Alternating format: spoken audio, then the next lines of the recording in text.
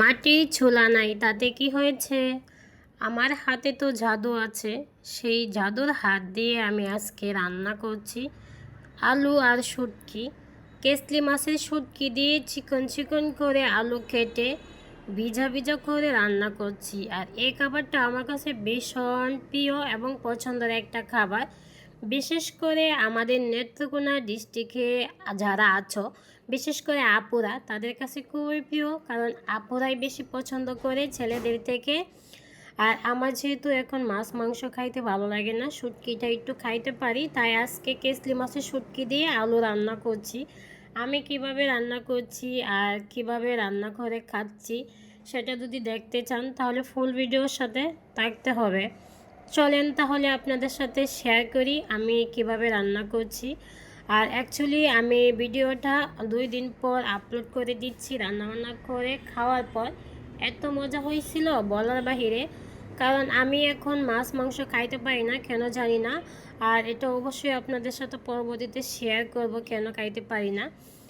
যদিও আমি এখন শাক সবজি শুটকি সেটাই আমার কাছে ভালো লাগে, আর এইটাই আমি এখন খাই। যাই হোক, যদি শুটকিটা না খাইতে পারতাম তাহলে না জানি না খাইয়ে থাকতে হইতো, কারণ তেমনভাবে আগের মতো খাইতে পারি না।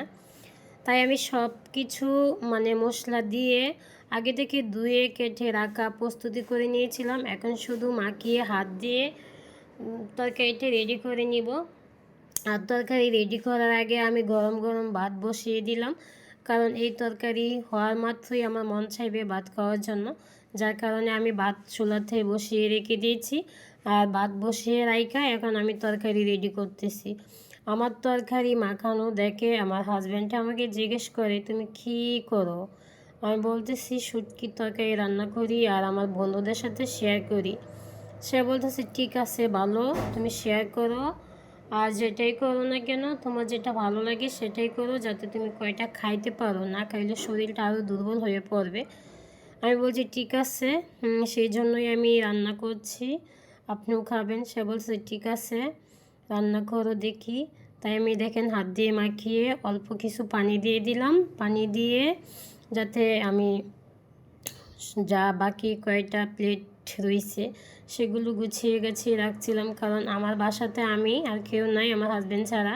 সে অনেক সময় আমাকে অনেক বিষয়ে হেল্প করে, তাই সবসময় তাকে আর কাজে ডাকি না, সে নিজে থেকেই করে দেয়। তাই আমি কাজে পাশাপাশি কাজগুলো করে রাখছিলাম, কারণ এলোমেলো হয়ে থাকলে তো আমাকেই করতে হবে, পরবর্তীতে কষ্ট হবে। যাতে রান্নার পাশাপাশি সব কিছু রেডি করে রাখছিলাম। জানি না আমার বয়স আবার কেমন হইতেছে, কারণ শরীরটা বেশি ভালো না। প্লিজ বন্ধুরা রাগ করিও না, যদি ভুল ত্রুটি হয় অবশ্যই আমার দৃষ্টিতে দেখবা। আর এই যে দেখো আমার ফাইনাল তরকারির লুক। যদি তোমাদের খেতে মন চাই প্লিজ নিজে বাসাতে রান্না করে খাও, কারণ আমি অসুস্থ। সুস্থ হইলে অবশ্যই তোমাদেরকে একদিন দাওয়াত করব। আর এই যে দেখো ভাত বসিয়ে দিলাম, অলরেডি ভাত আমার হয়ে গেছে। এখন জাস্ট তরকারি বসিয়ে দিব। তরকারি ফাইনাল লুক তোমরা দেখতে পাচ্ছ, এই যে দেখো, খুব লোভনীয় একটা তরকারি। ভালো থাকবা, সুস্থ থাকবা।